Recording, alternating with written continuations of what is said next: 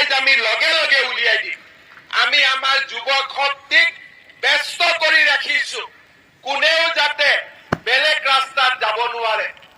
এজন মাকৰ কাৰণে আটাইতকৈ ডাঙৰ গুৰুত্বপূৰ্ণ কথাটো কি, যে মোৰ ল'ৰাটো কিবা কৰিব পাৰক নোৱাৰক, যাতে বেয়া ৰাস্তাত নাযায়, আলফালৈ নাযায়, NDAP লৈ নাযায়, মোৰ ল'ৰা ছোৱালীটো যাতে কোনোবা বেয়া জেগাত মদ পানী জুৱা ড্ৰাগছত যাতে আসক্ত নহয়, ল'ৰা ছোৱালী যাতে ভালে থাকে, ইয়াতকৈ ডাঙৰ কথা একো হ'ব নোৱাৰে।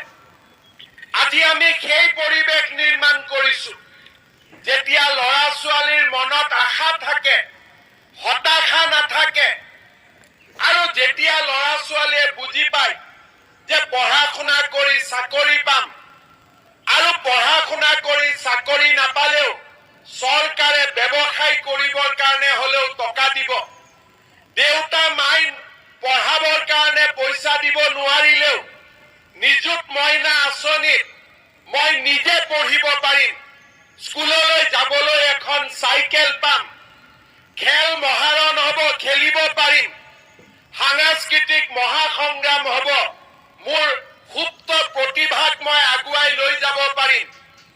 আমাৰ ৰাজ্যত যুৱক যুৱতী কেতিয়াও পথভ্ৰষ্ট হ'ব নোৱাৰে।